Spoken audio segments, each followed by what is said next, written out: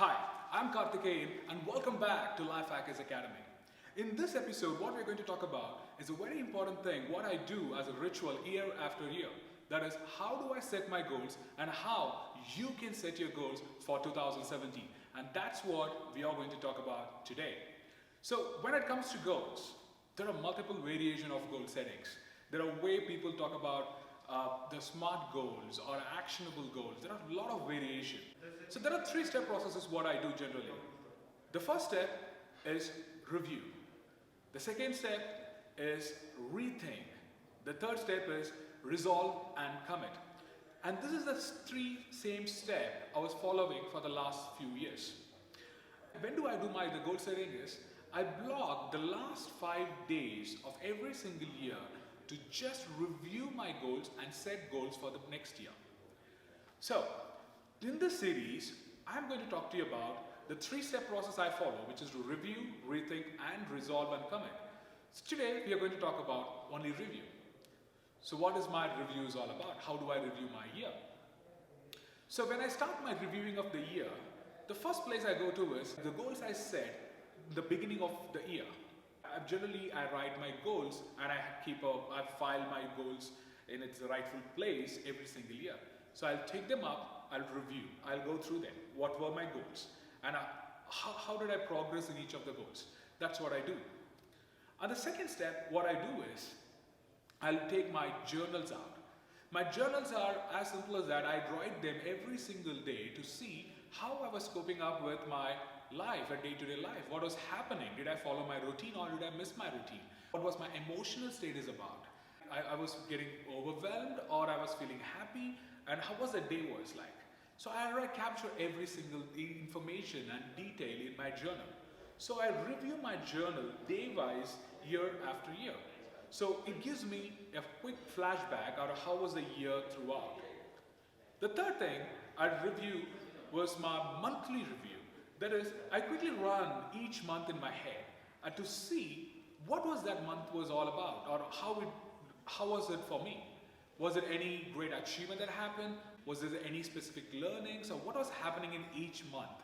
Say for an example, in the January of 2016, I was following a very strict diet as well as a workout. So that was the biggest achievement. Whereas in the month of March, I was overwhelmed, I was out of routine.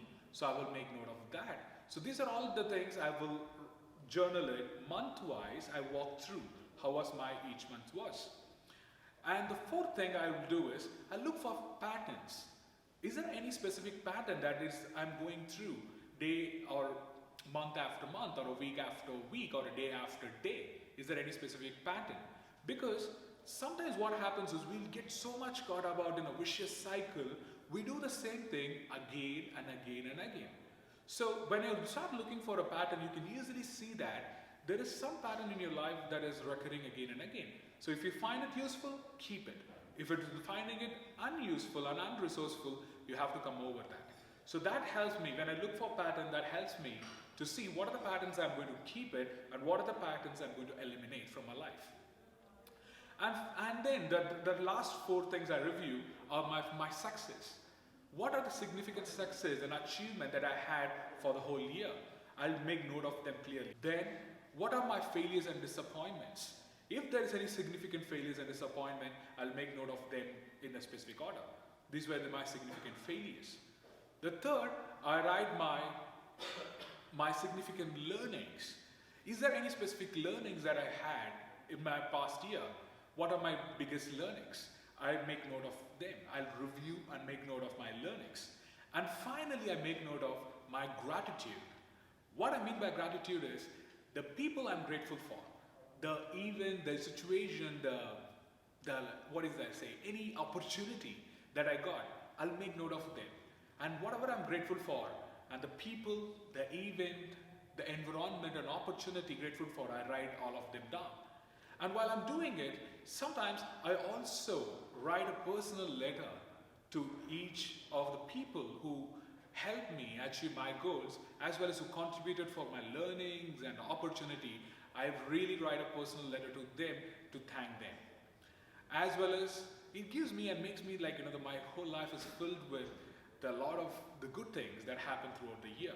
So that's the final step that I do, because it's always important to review your past and then create your future, right? So in this session, I'm leaving you with how you can review your past year and set the new year. With that thought, I'll see you tomorrow with the second topic, which is to rethink. I'll go in detail about what I mean by rethink, but before that, if you really like, subscribe, and I'll see you tomorrow.